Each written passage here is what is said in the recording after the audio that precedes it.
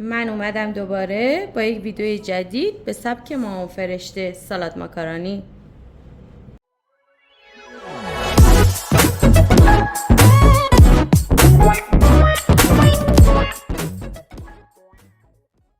سلام، من مامان فرشتم. اومدم با یک ویدیو جدید. میخوایم با هم سالاد ماکارونی درست کنیم به سبک من.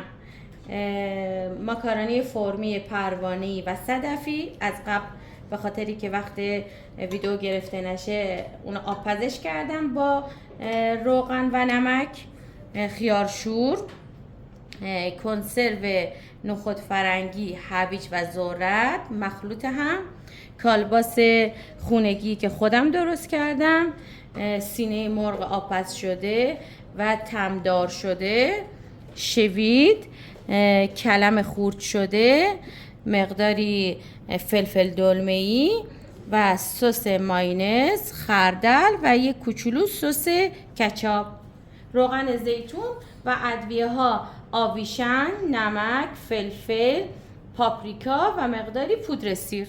لایک، کامنت، سابسکرایب فراموش نشه. زنگوله بغلم فعال کنیم.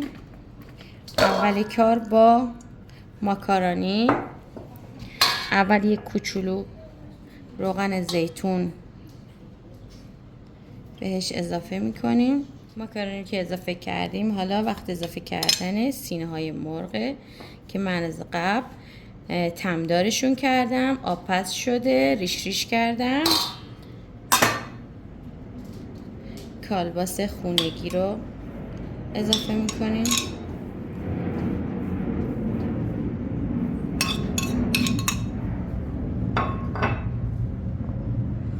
خیارشور و کنسرو مخلوط سبزیجات. موادی که اضافه کردیم رو با هم مخلوط میکنیم. مقدارش تمام سلیقه‌ایه. سالاد ماکارونی من الان دوست داشتم به این سالاد ماکارونی کلم اضافه کنم با فلفل دلمه‌ای. همه این کار سلیقه‌ایه. بعضی دوست دارن لوبیای پخته اضافه میکنن، بعضی کلم قرمز اضافه میکنن، بعضی اصلا کلم نمیزنن. تمام سلیقه‌ایه.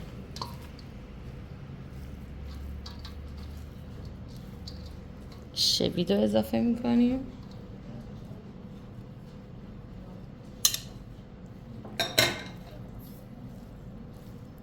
حالا سسش رو آماده میکنیم. سس خردل، مایونز و کچاپو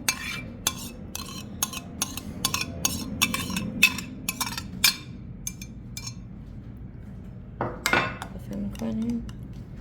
ادویه ها رو میزنیم.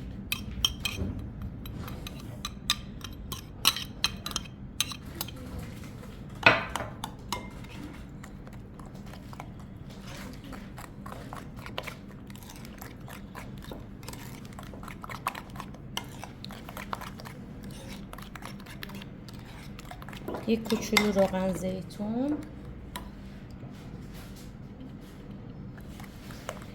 و اگر که دوست دارین رژیمی تر حالا بشه، یک کوچولو ماست من اضافه میکنم و آب لیمو. سوسی که آماده کردیم و به سالاد ماکارونی متفاوت به سبک مامان فرشته اضافه میکنیم.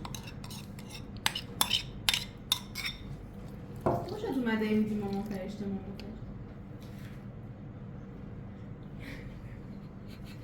سسو به سالاد اضافه کردم، خوب مخلوطشون کردم.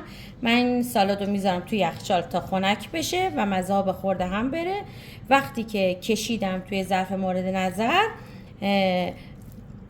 با شما به اشتراک میذارم. دوستای گلم، اینم از خروجی سالاد ماکارونی مامان فرشته. امیدوارم که درست کنید و لذت ببرید. با امید روزهای عالی.